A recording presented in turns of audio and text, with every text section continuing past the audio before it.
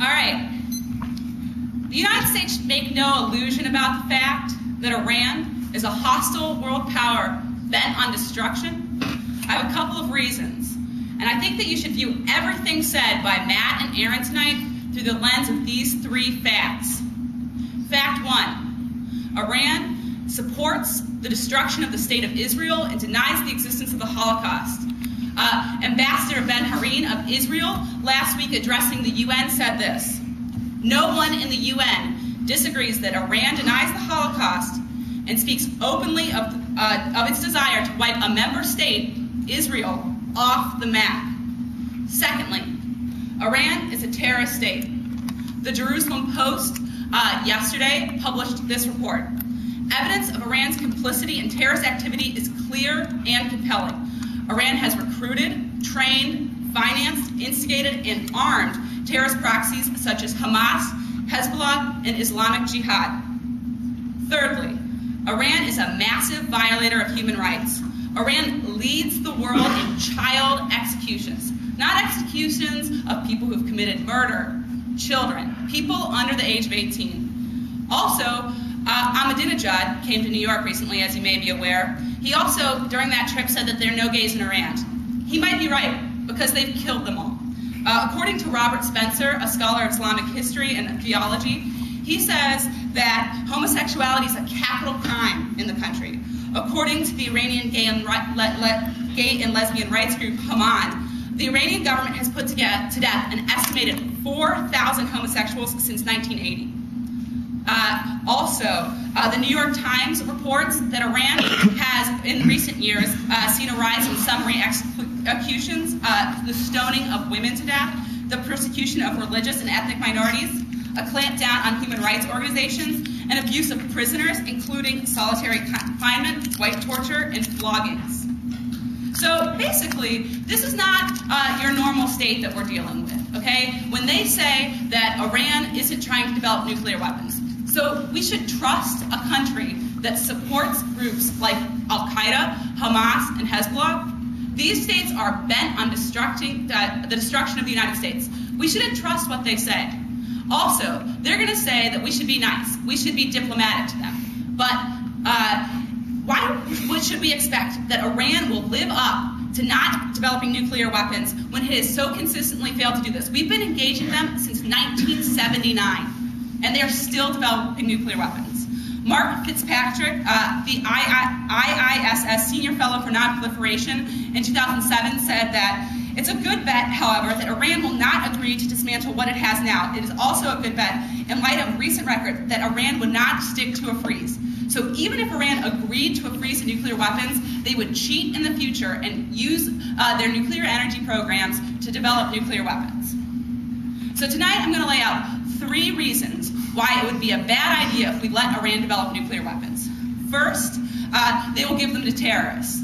Secondly, we should strike them to prevent them from getting nuclear weapons because they are intervening and supporting insurgents in Iraq, and that would solve the problems we have in Iraq. And thirdly, the U.S. needs to deter other bad states out there and other hostile actors from taking illegal and immoral actions in the future.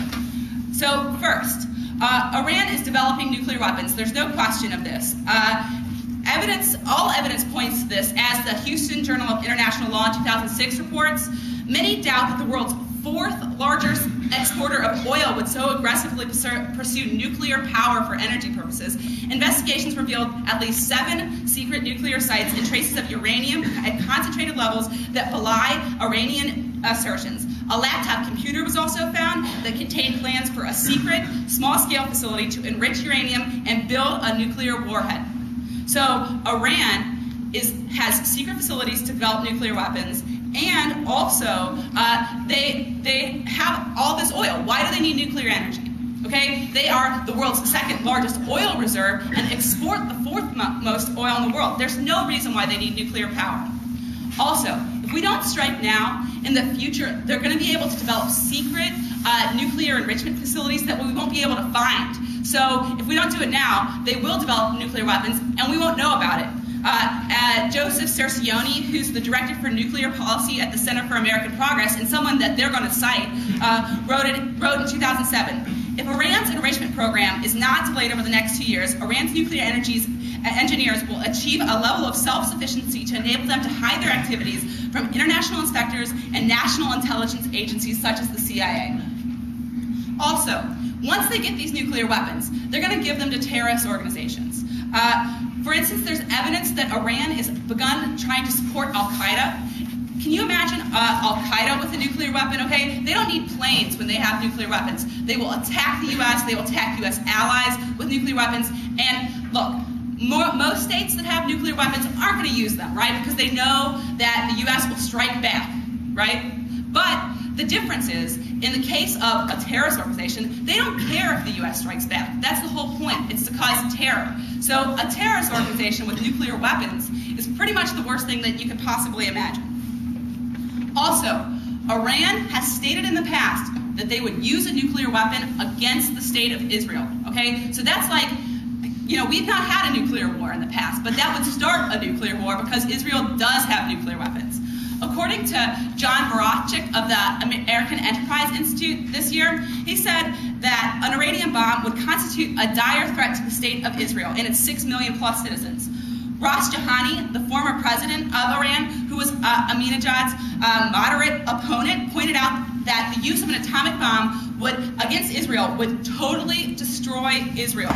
So we should, so the moderate in Iran, Ras Jahani, says that they would just use a bomb to wipe off Israel. Okay, that's the moderate.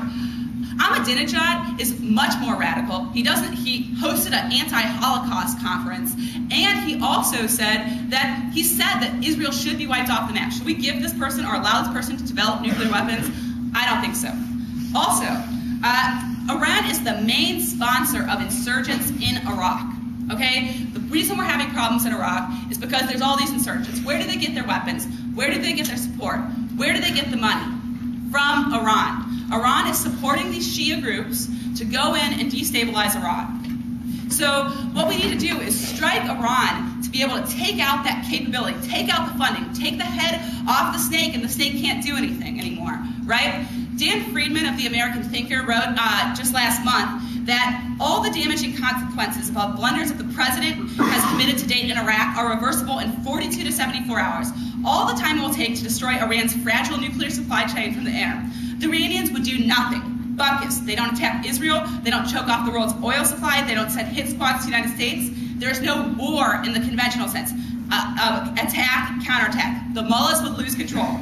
This would send strong tremors through the Islamic world. Just as we feared, they would finally call it a bluff. We push America to the limit, and America pushes back twice as hard. Maybe we need to rethink this 7th century jihadist crap. With all Iran's influence blunted and the insurgents cut off, we end the war in Iraq on our terms. The last reason why it would be a good idea to attack Iran is because we need to support the United States military preeminence.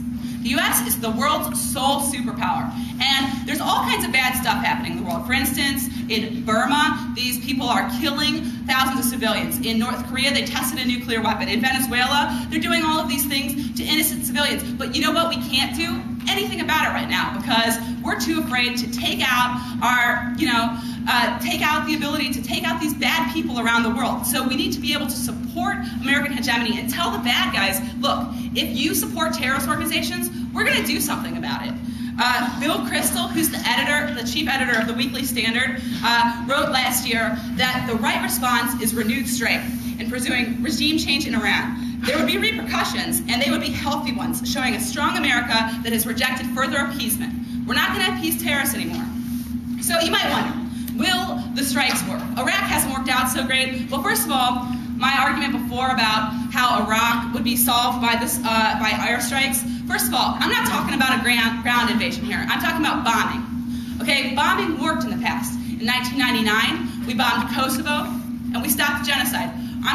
We should not send in ground troops. All we should do is send some Air Force jets to take out the nuclear facilities and other logistical parts of Iran. The Wall Street Journal in 2006 reported that this would be successful. The Pentagon has more than enough air power to turn Iran's known nuclear facilities into rubble. stealthy U.S. bombers could penetrate Iran airspace and suppress air defense systems relatively easily. Iran's massive uranium enrichment complex at Natanz and much of what is buried underground can be taken out with bunker buster bombs. Its conversion facility at Isfahan is above ground and easier to strike. Also, retired generals agree that intelligence is good enough and that the strikes would be successful. General McCurney, who served as a pilot in the U.S. Air Force, said that operations at Iran should aim at destroying 1,500 targets in 24 to 36 hours, which would just delay Iran's nuclear ambitions by at least 5 years. I also would say they're going to say that this would cause like massive escalation. Look, Iran. Do you think we could take Iran? We could clearly take Iran with some bombs, okay? That's all we have to do. We just have to bomb their electrical facilities, okay? We take out the lights, okay? We also take out their ability to have a navy. They won't have ships anymore, okay? This could easily be done. We have lots of bombers. They're already there. And we could be able to use them to take out their nuclear facility. And now, so stand open for cross-ex.